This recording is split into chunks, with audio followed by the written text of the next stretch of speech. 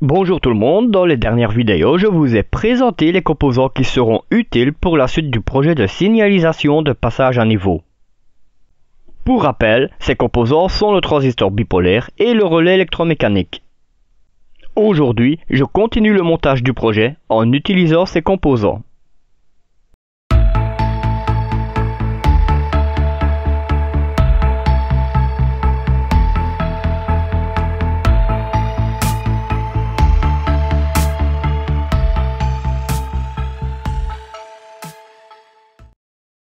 Reprenons notre projet constitué de deux NE section 55 montés en monostable, tous deux commandés par un bouton poussoir et ayant une temporisation différente.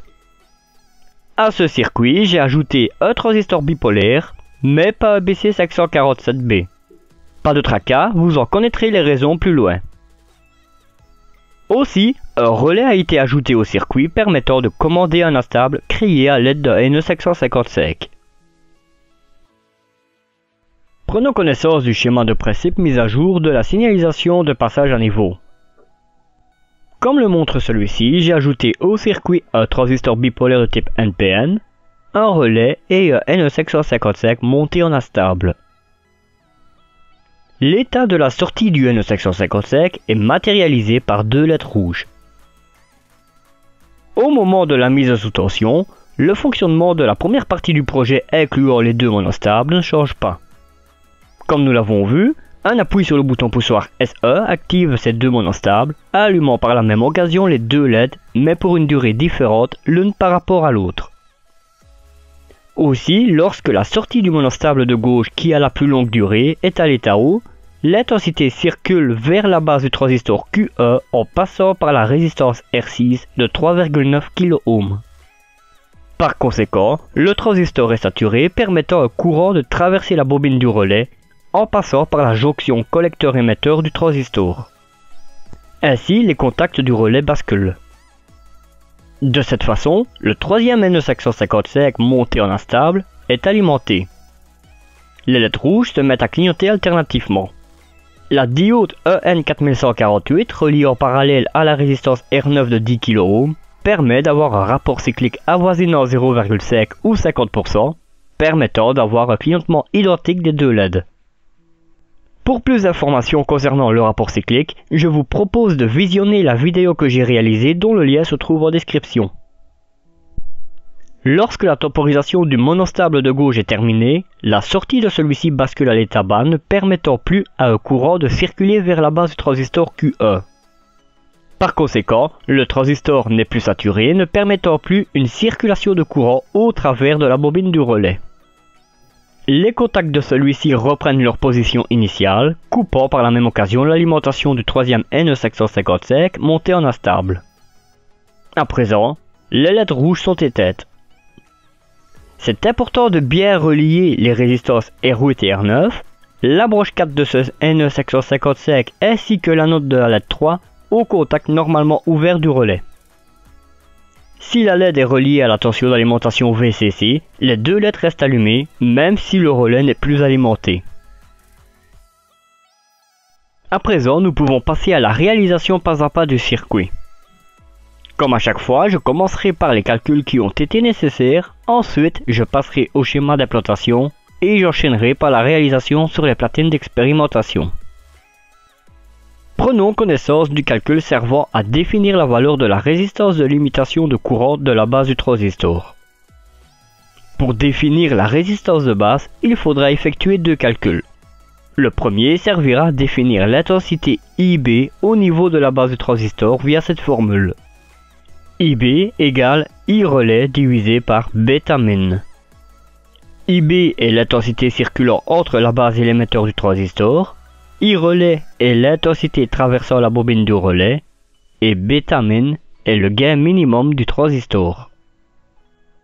Concernant le transistor 2N2222A et comme l'informe sa documentation technique, son gain se situe entre 100 et 300 avec une intensité IC traversant le collecteur de 150 mA en utilisant une tension d'alimentation de 10 volts.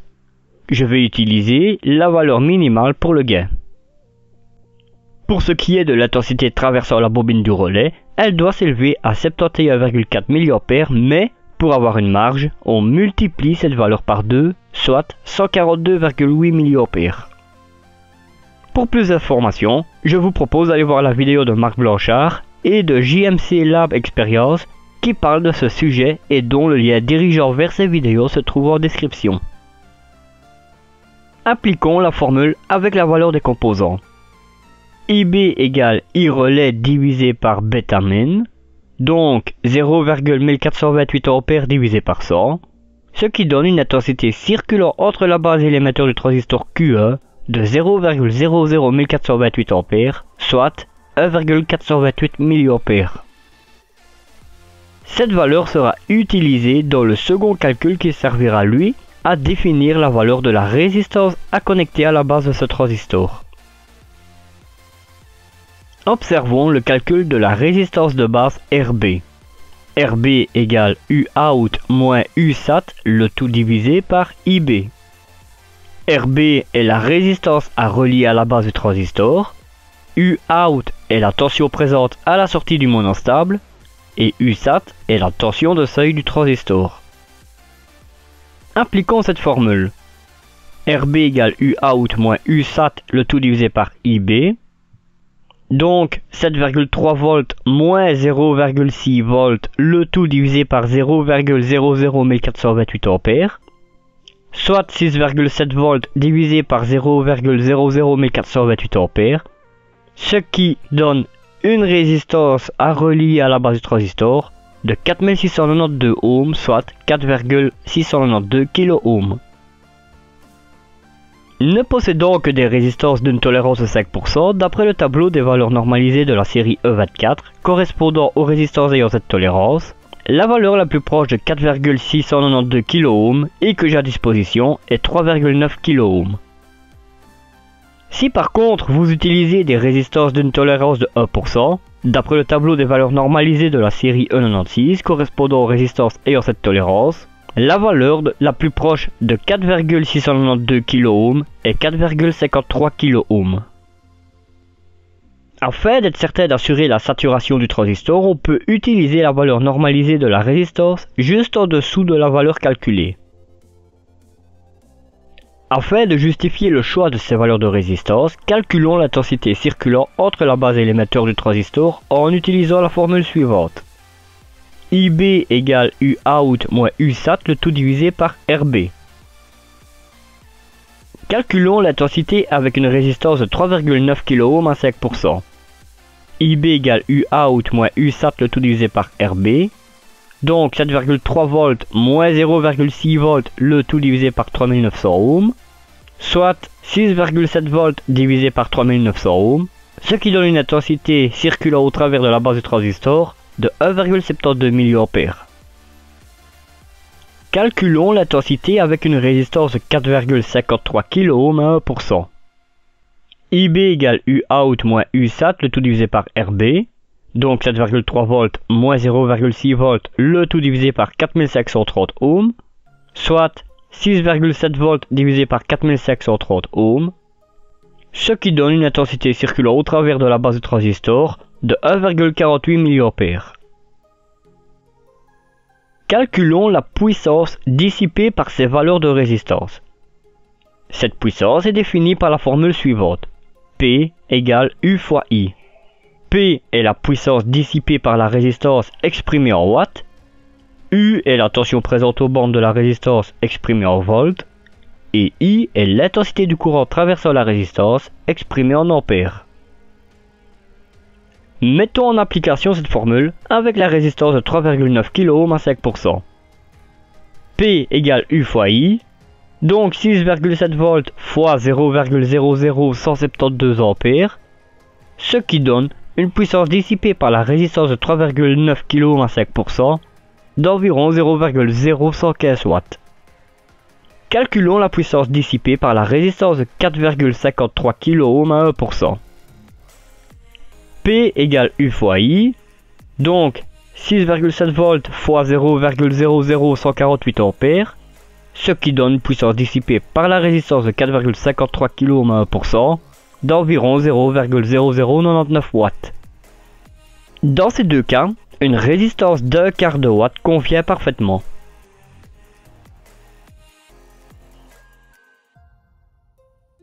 Observons le calcul servant à définir la résistance de limitation de la bobine du relais.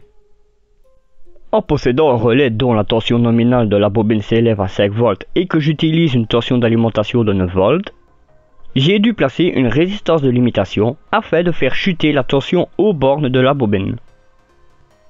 Afin de définir la valeur de cette résistance, utilisons la formule suivante. R relais égale VCC moins U relais, le tout divisé par I relais. R relais est la résistance à relier à la bobine du relais, VCC est la tension d'alimentation, U relais est la tension nominale de la bobine du relais, et I relais est l'intensité nominale de la bobine du relais. Mettons en application cette formule.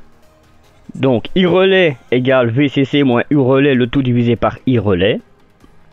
9 volts moins 5 volts, le tout divisé par 0,0714 ampères, soit 4 volts divisé par 0,0714 ampères, ce qui donne une valeur de résistance à relier à la bobine du relais d'environ 56 ohms. Pour des résistances d'une tolérance de 5%, la valeur la plus proche de 56 ohms et que j'ai à disposition est 68 ohms. Pour des résistances d'une tolérance de 1%, la valeur la plus proche de 56 ohms est 56,2 ohms. Afin de justifier le choix de ces valeurs de résistance, calculons l'intensité circulant au travers de la bobine du relais en utilisant la formule suivante. I relais égale VCC moins U relais, le tout divisé par R relais. Calculons l'intensité avec une résistance de 68 ohms à 5%. I relais égale VCC moins U relais, le tout divisé par R relais, donc 9 volts moins 5 volts divisé par 68 ohms, soit 4 volts divisé par 68 ohms, ce qui donne une intensité circulant au travers de la bobine du relais de 58,8 mA avec une résistance de 68 ohms à 5%. Calculons l'intensité avec une résistance de 56,2 ohms à 1%. I relais égale VCC moins U relais, le tout divisé par R relais, donc 9 volts moins 5 volts, le tout divisé par 56,2 ohms, soit 4 volts divisé par 56,2 ohms, ce qui donne une intensité circulant au travers de la bobine du relais de 71,1 mA avec la résistance de 56,2 ohms à 1%. Calculons la puissance dissipée par la résistance de 68 ohms à 5%. P égale U fois I, donc 4 volts fois 0,0588 ampères, ce qui donne une puissance dissipée par la résistance de 68 ohms d'environ 0,2352 watts. Calculons la puissance dissipée par la résistance de 56,2 ohms à 1%. P égale U fois I, donc 4 volts fois 0,0711 ampères, ce qui donne une puissance dissipée par la résistance de 56,2 ohms à 1% d'environ 0,2844 watts. Dans ces deux cas, c'est préférable d'utiliser une résistance de 1,5 watt. À présent, calculons la fréquence d'oscillation du NE555 montée en instable. Cette fréquence est définie par la formule suivante. F égale 1,44 divisé par l'ensemble RA plus 2RB, le tout multiplié par C. F est la fréquence d'oscillation du NE555 exprimée en Hz. 1,44 est une constante. RA est la valeur de la résistance R8 en ohms. 2RB est la valeur multipliée par 2 de la résistance R9 en ohms. Et C est la valeur du condensateur C9 en farad. Maintenant, appliquons la formule avec la valeur des composants. F égale 1,44 divisé par RA plus 2RB, le tout multiplié par C. Donc 1,44 divisé par 10 000 ohms plus 20 000 ohms, le tout multiplié par 0,0001 farad. Soit 1,44 divisé par 30 000 ohms fois 0,0001 farad. Soit 1,44 divisé par 3. Ce qui donne une fréquence d'oscillation du NE555 de 0,48 Hz. À présent, calculons le rapport cyclique du NE555. Ce rapport est défini par la formule suivante. alpha égale E moins RB divisé par l'ensemble RA plus 2RB. Alpha correspond au rapport cyclique. Appliquons la formule avec la valeur des composants. Alpha égale E moins RB divisé par l'ensemble RA plus RB. Donc E moins 10 000 ohms divisé par 10 000 ohms plus 10 000 ohms. Ou E moins 10 000 ohms divisé par 20 000 ohms, soit E moins 0,5 ohms. Ce qui donne un ratio de la durée pendant laquelle la sortie du NE section 55 est placée à l'état haut d'environ 50% ou 0,5. À présent, il ne reste plus qu'à calculer la valeur de la résistance de limitation des LED rouges. Celle-ci est définie à l'aide de la formule suivante. RLED égale VCC moins ULED, le tout divisé par ILED. RLED est la résistance de limitation des LED rouges, VCC est la tension présente sur l'anode d'une des LED rouges, ULED est la tension dont les LED ont besoin pour fonctionner, et ILED est l'intensité traversant les LED. Comme une des LED est reliée à la tension d'alimentation présente sur le contact normalement ouvert du relais, je choisis d'utiliser cette tension comme référence pour calculer la valeur de la résistance pour les deux LED. En ce qui concerne la tension dont les LED rouges ont besoin pour fonctionner, mon testeur de composants m'affiche une valeur de 2 volts. Pour ce qui est de l'intensité les traversants, j'ai choisi d'utiliser la valeur de 10 mA. Mettons en application la formule. RLED égale VCC moins ULED le tout divisé par ILED. Donc 9 volts moins 2 volts divisé par 0,01 ampère. Soit 7 volts divisé par 0,01 ampère. Ce qui donne une valeur de la résistance à relier aux LED rouges de 700 ohms. Pour des résistances d'une tolérance de 5%, la valeur la plus proche de 700 ohms est 680 ohms. Pour des résistances d'une tolérance de 1%, la valeur la plus proche de 700 ohms est 698 ohms. Comme l'intensité choisie est bien en dessous de la valeur générale qui est de 20 mA, nous pouvons utiliser une valeur de résistance juste en dessous de la valeur calculée. Calculons l'intensité parcourant les LED avec une résistance de 680 ohms à 5%. ILED égale VCC moins ULED, le tout divisé par RLED. Donc 9 volts moins 2 volts divisé par 680 ohms. Soit 7 volts divisé par 680 ohms, ce qui donne une intensité parcourant les LED rouges d'environ 0,01 ampère, soit 10 mA avec la résistance de 680 ohms à 5%. Calculons l'intensité parcourant les LED avec une résistance de 698 ohms à 1%. ILED égale VCC moins ULED le tout divisé par RLED. Donc 9 volts moins 2 volts divisé par 698 ohms. Soit 7 volts divisé par 698 ohms, ce qui donne une intensité parcourant les LED rouges d'environ 0,01 ampère, soit 10 mA, avec la résistance de 698 ohms à 1%. Maintenant, il ne reste plus qu'à calculer la puissance dissipée par ces résistances. Calculons la puissance dissipée par la résistance de 680 ohms à 5%. P égale U fois I, donc 7 volts fois 0,01 ampère, ce qui donne une puissance dissipée par la résistance de 680 ohms à 5% de 0,07 watts. Calculons la puissance dissipée par la résistance de 698 ohms à 1%. P égale U fois I, donc 7 volts fois 0,01 ampère, ce qui donne une puissance dissipée par la résistance de 698 ohms à 1% de 0,07 watts. Dans ces deux cas, une résistance d'un quart de watt est parfaite. Ainsi, nous avons vu toute la partie théorique et mathématique de cette partie de projet et je m'excuse de vous avoir réduit une bonne dose de migraine.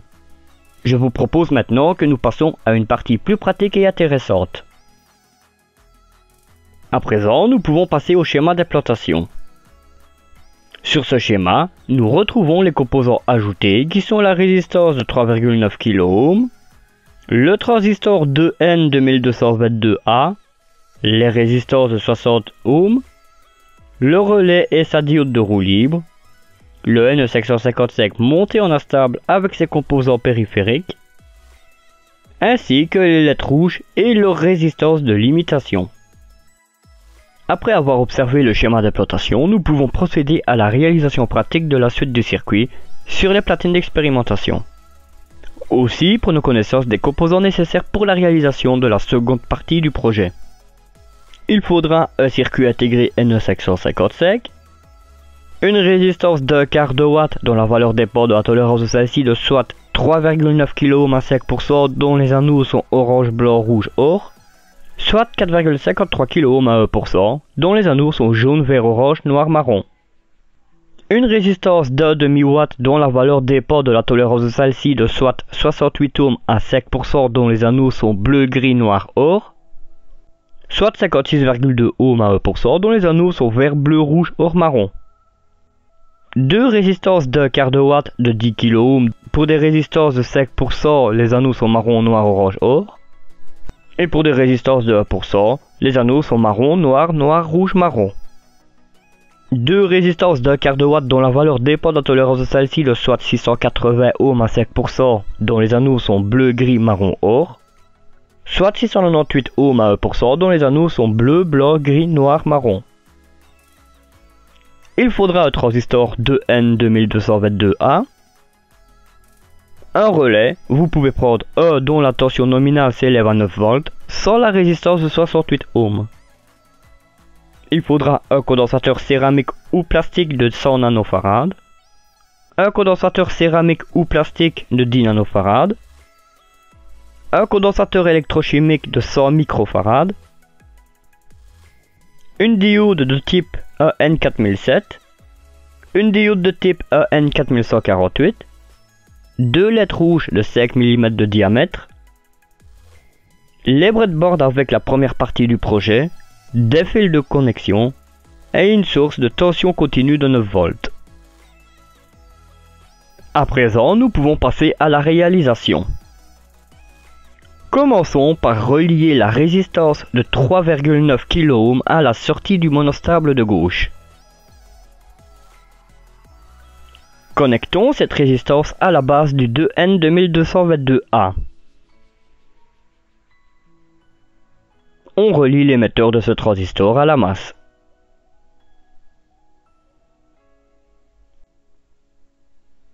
Connectons la résistance de 68 ohms à la tension d'alimentation. On implante la bobine du relais entre cette résistance et le collecteur du transistor. N'oublions pas de relier la diode EN4007 en parallèle à la bobine du relais, l'anode, vers la résistance de 68 ohms. Moi, c'est déjà fait, car elle est intégrée au module que j'ai réalisé. On relie la bande commune des contacts du relais à la tension d'alimentation.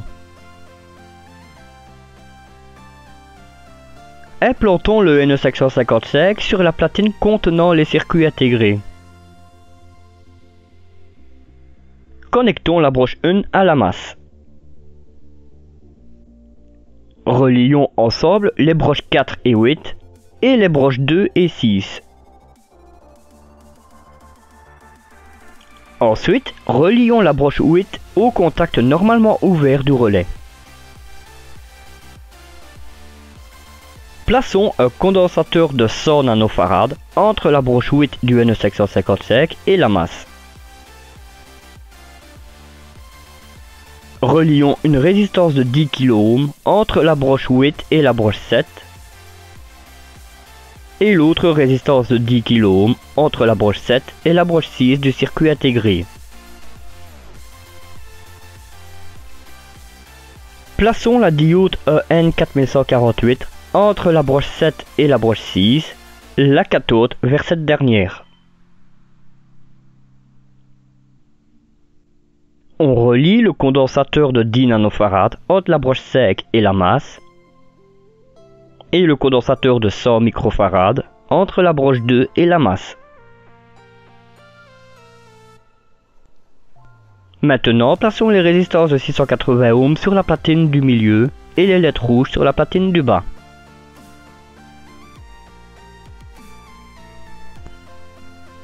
Relions la broche 3 du NE555 à la résistance de gauche, puis relions-la à la cathode de la LED de gauche.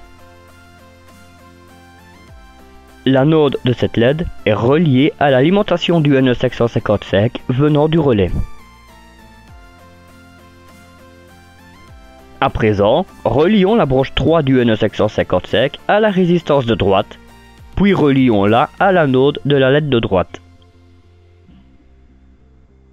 La cathode de cette LED est reliée à la masse. Il ne reste plus qu'à relier l'alimentation au circuit. Une fois que le circuit est monté, plaçons-le sous tension. Tant qu'à présent, rien ne se passe. Appuyons sur le bouton poussoir. À ce moment, les deux LED vertes s'allument pendant une durée différente, témoignant l'état de la sortie des monostables. En même temps, le relais qui est commandé par le monostable de gauche s'active et alimente la stable qui permet aux LED rouges de clignoter. Dès que la durée de l'impulsion du monostable de droite est terminée, la LED verte de droite s'éteint, mais la stable continue de fonctionner. Lorsque l'impulsion du monostable de gauche est terminée, la LED verte de gauche s'éteint à son tour et le relais n'est plus activé, ne permettant plus d'alimenter la stable. Par conséquent, les LED rouges s'éteignent. À ce stade, nous sommes arrivés à la moitié du projet. Nous arrivons au terme de cette vidéo dans laquelle je vous ai expliqué le fonctionnement et montré le montage de la seconde partie du projet de signalisation de passage à niveau. Dans la prochaine vidéo, je vous montrerai une autre fonction du NE555, toujours en mode instable, permettant de continuer ce projet. Si vous ne voulez pas rater la sortie de cette vidéo, abonnez-vous et activez les notifications. Aussi, si cette vidéo vous a plu, n'hésitez pas à la liker, la partager et me donner vos impressions par commentaire. En vous souhaitant de très bonnes expériences électroniques, je vous donne rendez-vous sur Proto Électronique. Bye!